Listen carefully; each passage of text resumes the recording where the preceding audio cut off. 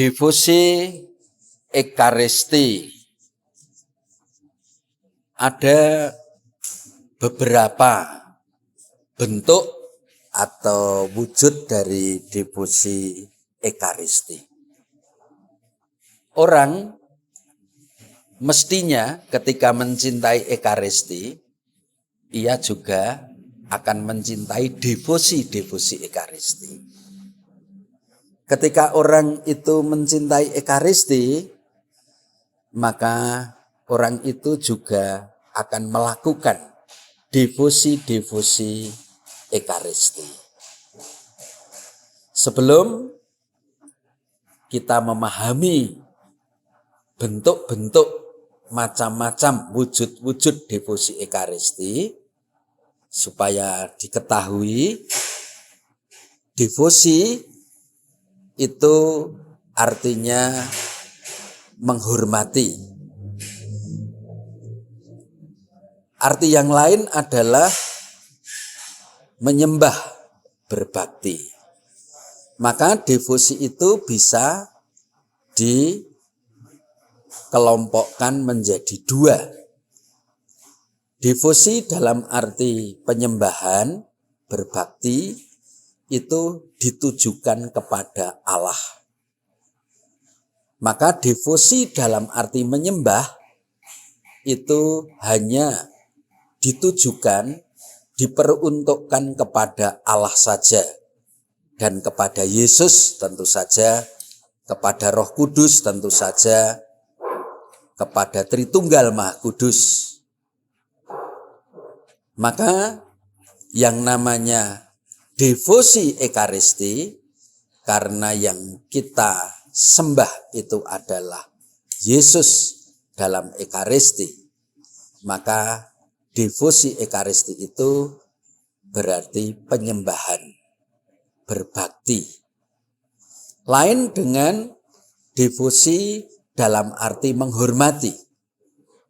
Maka dalam arti yang kedua, devosi yang berarti menghormati ditujukan kepada orang-orang kudus, santo, santa. Secara khusus di bulan Maria ini, devosi kepada Bunda Maria itu berarti menghormati Bunda Maria. Kepada Bunda Maria kita tidak menyembah, kepada Bunda Maria kita menghormati, memberikan penghormatan. Karena penyembahan hanya kepada Allah saja. Kepada Tritunggal Maha Kudus, Bapa, Putra, dan Roh Kudus. Kepada orang-orang kudus, kita berdevosi dalam arti menghormati. Apa itu bentuk-bentuk devosi Ekaristi? Wujud dan macamnya devosi Ekaristi. Pertama, mengikuti misa harian. Itu adalah devosi Ekaristi. Kita menyembah pada Yesus Kristus yang hadir dalam Ekaristi. Bentuk yang lain dari devosi Ekaristi adalah adorasi Ekaristi. Adorasi Ekaristi yang pada umumnya dilakukan setelah perayaan Ekaristi adalah penerusan, melanjutkan syukur kita atas karya agung penyelamatan Tuhan yang kita kenangkan dalam Ekaristi itu. Maka sangat ideal ketika melakukan adorasi Ekaristi, maka sebelumnya ia merayakan Ekaristi.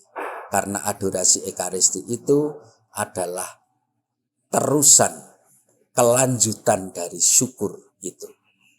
Meskipun sebetulnya bisa juga adorasi Ekaristi tidak dilakukan setelah perayaan Ekaristi.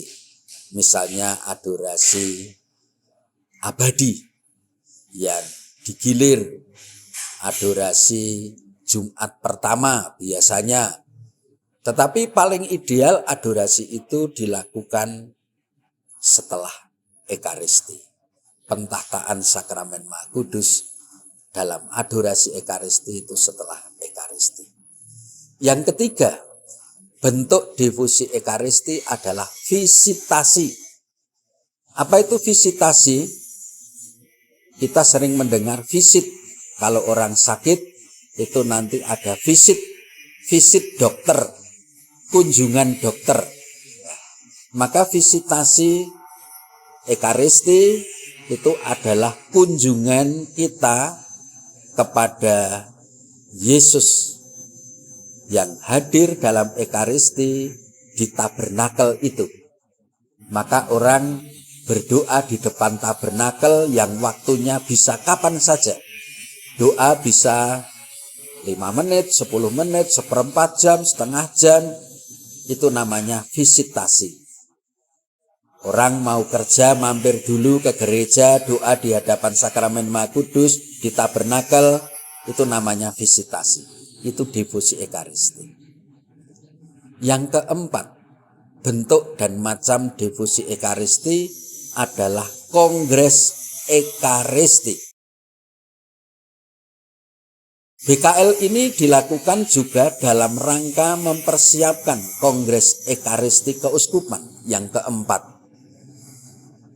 Di dalam kongres Ekaristi, umat kita semua peserta kongres diajak untuk mendalami hal-hal berkaitan dengan liturgi, secara khusus Ekaristi, maka namanya kongres Ekaristi. Luar biasa, keuskupan kita akan menyelenggarakan yang keempat kalinya, yang diadakan setiap 4 tahun sekali.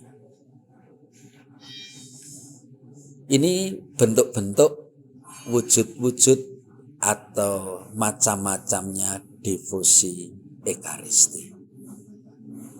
Maka Ekaristi yang menjadi sumber dan puncak kehidupan beriman umat Katolik, gereja, akan semakin terasakan maknanya, dayanya, ketika orang pun juga mencintai difusi Ekaristi.